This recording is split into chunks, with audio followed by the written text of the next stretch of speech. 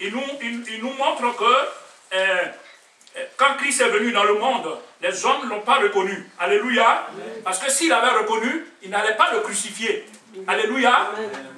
Mais c'est par l'Esprit que Dieu révèle la profondeur de son mystère. Alléluia. Amen. On va revenir là-dessus. Donc pour ne pas que je perde le fil de la prédication, on va revenir, je vais le trouver. Le Saint-Esprit va me rappeler ça tout de suite. Alléluia. Amen. Donc, vous voyez, donc quand Christ est venu dans le monde ne pouvait pas savoir qu'il était Dieu parce que son corps servait de voile. Alléluia. Et c'est ce que nous dit Hébreux 10, verset 20. Alléluia. De telle sorte que, quand il est venu, les gens ne l'ont pas reconnu. Parce qu'il était voilé, son corps représentait un voile. Les gens ne pouvaient pas voir que Dieu était en lui et que lui, il était Dieu. Alléluia. Amen. Alléluia. Amen. Alléluia. Amen. Alléluia. Amen. Mais regardez ce qui s'est passé. La Bible dit, en Matthieu 27, au verset 51, que lorsque Christ a été crucifié, le voile s'est déchiré en deux, de haut en bas. Alléluia. Amen. Puisque sa chair a été crucifiée, le voile s'est déchiré. De telle sorte que ceux qui étaient en dehors du voile pouvaient maintenant voir au-delà du voile. Amen. Alléluia. Amen. Mais voir au-delà du voile ne veut pas dire que tu vois Dieu. Alléluia. Amen. Puisque Dieu n'est plus voilé, tu vois son trône, mais tu ne le vois pas encore. Parce que c'est lui-même qui se révèle à toi. Alléluia. Amen. Que ceux qui ont des oreilles entendent ce que l'Esprit dit ce matin. Dieu se révèle à l'homme. Ce n'est pas l'homme qui parle à sa place. Alléluia. Aujourd'hui, ce que nous voyons ne confirme pas ce que la parole dit. À chaque 5 minutes, même pour, comme on dit, vous faites petit poteau dans l'évangile, il faut que la révélation sorte là. Alléluia. Amen. Alléluia. Amen. Mais la révélation de la parole, la révélation c'est ça, c'est la parole. C'est la parole. Alléluia. Amen. Dieu est en train de nous révéler aujourd'hui ce que c'est que le voile, ce que c'est que la loi. Alléluia. Amen. Alléluia. Amen. Donc vous voyez, puisque le voile est déchiré, et qu'aujourd'hui nous pouvons voir Dieu, alors Dieu va dire que, Jésus va dire en Jean 19 au verset 30, tout est accompli. Parce qu'il a accompli la délivrance du péché et de la loi. Amen. Et lorsqu'il a accompli, nous étions en lui. De telle sorte que, aujourd'hui, la loi n'a pas d'emprise sur nous. La loi n'a pas de pouvoir. C'est Dieu qui est assis sur son trône qui donne la loi. Et le même Dieu habite en nous et il observe cette loi à notre place. Parce qu'aucun homme ne pouvait observer la loi. Et la loi n'a pas été donnée pour que nous puissions l'observer. Elle a été donnée pour que nous puissions la transgresser. Et pour nous conduire. La loi a servi de pédagogue pour nous conduire à Christ afin que nous soyons justifiés par la foi en Christ. Amen. Aujourd'hui, nous voyons, il y a des courants de pensée de toutes les générations. Des courants de pensée qui annoncent que la loi a été abolie. Mais ce n'est pas ce que la Bible dit. Aucune loi n'a été abolie. La Bible déclare que la loi a été accomplie et lorsque Christ a accompli la loi sur la croix, nous étions en lui et nous avons accompli la loi avec lui. De telle sorte qu'aujourd'hui, la loi n'a pas d'emprise sur nous. Alléluia. Amen. Parce que Christ en nous a observé la loi. Amen. Mais la loi n'a pas été abolie. Alléluia. Amen. Les courants de pensée, depuis que l'Église est installée, il y a des courants de pensée qui sont rentrés dans l'Église et qui enseignent que la loi a été abolie. Et cet enseignement a eu un impact négatif sur l'Église. Parce que quand tu enseignes au peuple de Dieu que la loi a été abolie, ça veut dire que tu dis au peuple de Dieu qu'il peut commettre l'adultère. Alléluia. Amen. Alléluia. Amen. La loi n'a pas été abolie. Je m'appuie sur la parole pour vous enseigner. Alléluia. Amen. Même la loi des animaux a été accomplie par Christ. Amen. De telle sorte que ce ne sont plus les animaux qui maintenant font quoi? Qui expient nos péchés. Mais c'est Christ qui l'a accompli.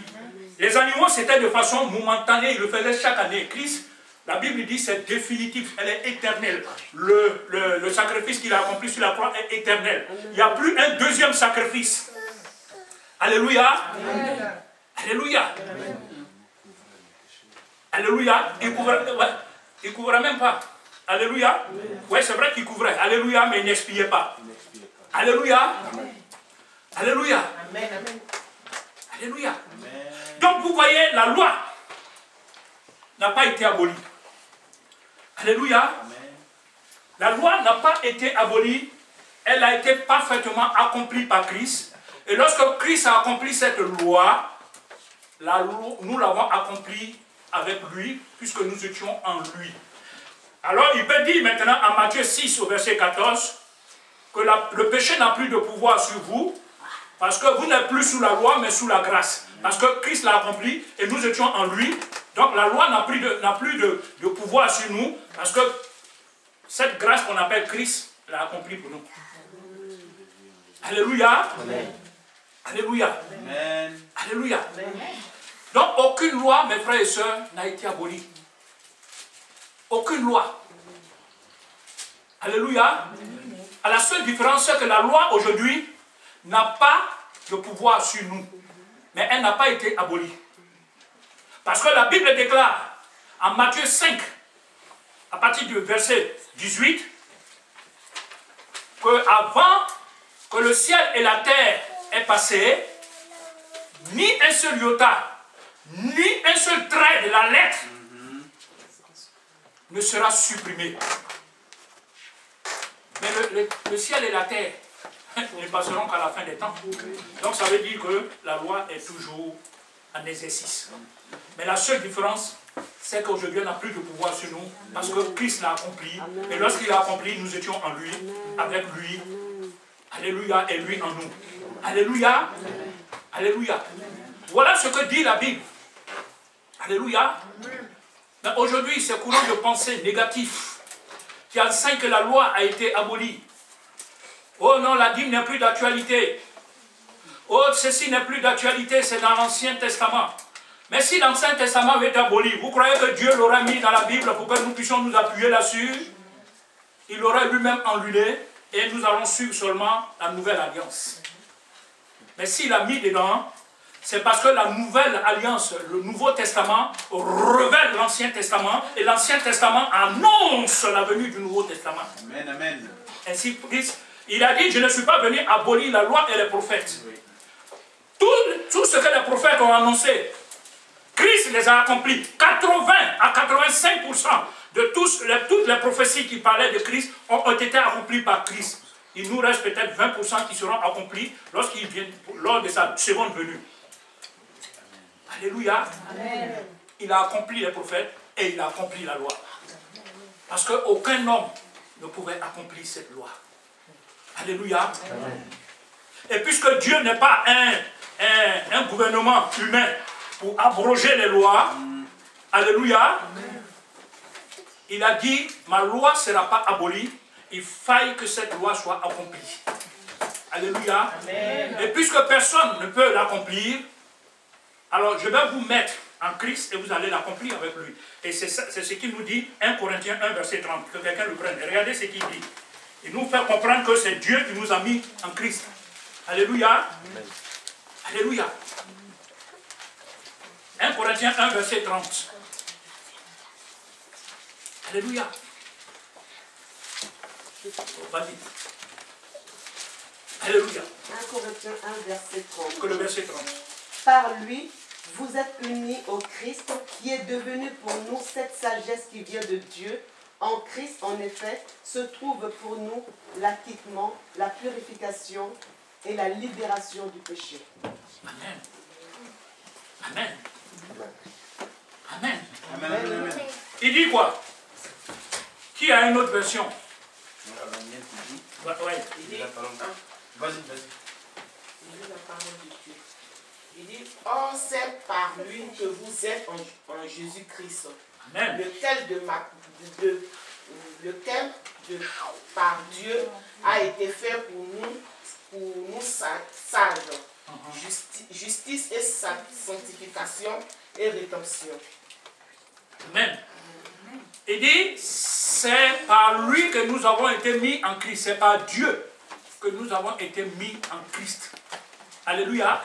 Donc, lorsque Christ était sur la croix, Dieu nous a mis en lui, de façon spirituelle. La parole de Dieu, c'est en esprit qu'on le comprend. Parce que la parole est spirituelle, et ce qu'elle dégage est spirituel. Et c'est en esprit qu'on le comprend. On comprend cette parole plutôt, on la comprend. Alléluia. Amen. Alléluia. Amen.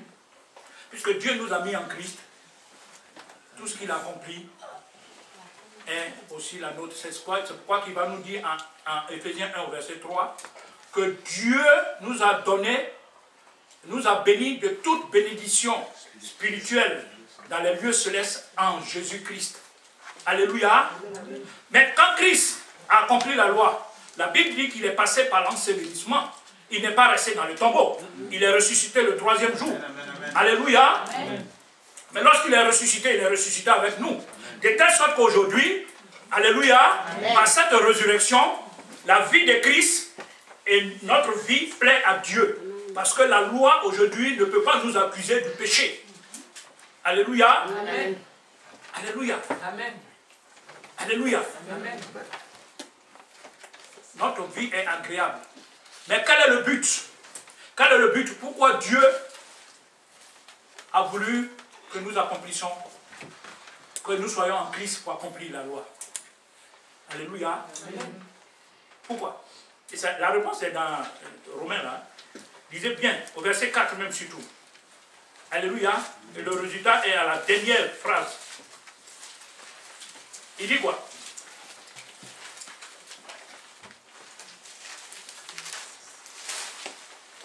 Verset 4. Il dit, de même mes frères, vous aussi vous avez été par le corps de Christ mis à mort en ce qui concerne la loi, pour que vous apparteniez à un autre. Puisque nous avons été libérés du premier mari parce que nous sommes morts avec Christ, nous maintenant nous allons appartenir à un autre mari. Alléluia. Amen. Parce que chose impossible, puisque le mari, le premier mari de la loi était tenace, il est accroché à la vie. Alléluia. Amen.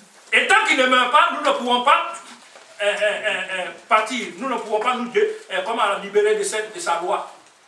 Alléluia. Amen. Alors Dieu va nous mettre en Christ pour régler le problème de la loi.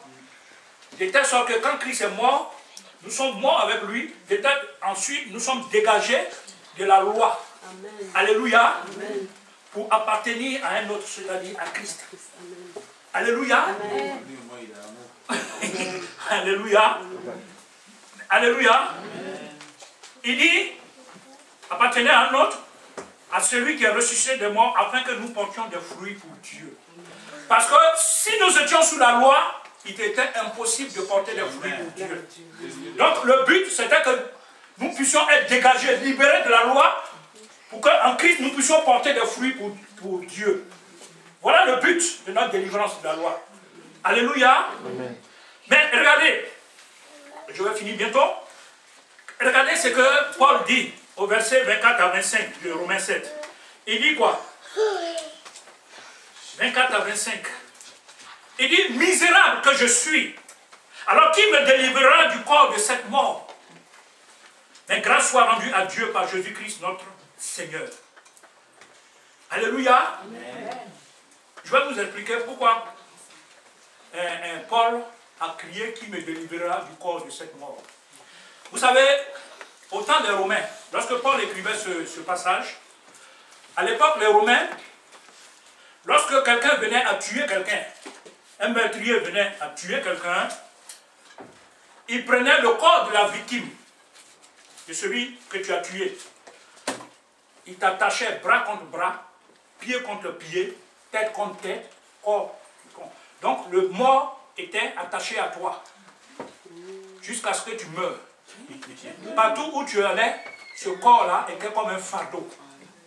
Alors Paul va associer la loi à cette image, pour dire que la loi est comme un mort que nous portons. Alors il va crier, qui me délivrera de ce corps de mort? Mais son cri de détresse va se transformer en cri de louange. Mais grâce soit rendue à Dieu par Jésus-Christ qui nous a libérés de ce corps de mort. Alléluia. Amen. Il n'avait pas compris. Amen.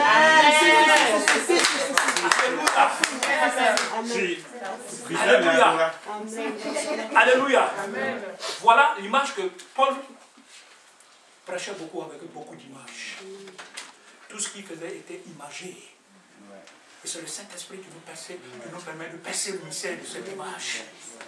Alléluia. Amen. Un jour, JB a veillé chez Marie, a bien dit quelque chose. Les écrits de Paul sont très difficiles. C'est par l'Esprit qu'on le comprend. Alléluia. Amen. Alléluia. Amen. Mon frère, ma soeur, la parole de Dieu te dit. Et je m'adresse à tous ceux qui m'écoutent aujourd'hui, au travers même de cette assemblée, au travers même de cette cassette. Ne croyez point à ceux qui vous disent que la loi a été abolie. Cette prédication a eu un impact négatif sur l'Église. La loi n'a pas été abolie, elle a été parfaitement accomplie en Christ. Et lorsque Christ a accompli la loi, nous étions aussi en lui. Et nous l'avons accompli avec lui. De telle sorte qu'aujourd'hui, la loi n'a plus de pouvoir sur nous parce que Christ l'a accompli. Mais elle n'a pas été abolie. Parce que la Bible déclare que tant que le ciel et la terre seront là, cette loi, aucun trait, aucun iota de la lettre de cette loi ne sera supprimé. Donc ça veut dire que jusqu'à la fin des temps, la loi sera là. Et Dieu n'est pas un gouvernement humain pour abroger ses lois. Dieu, quand il écrit une loi, c'est pour qu'on puisse l'accomplir. Mais puisque personne n'a pu l'accomplir dans l'ancienne alliance, il est venu de lui-même, alléluia, pour l'accomplir. Et nous, en lui, pour la gloire de Dieu. Alléluia. Que Dieu vous bénisse. Amen. Alléluia. Amen.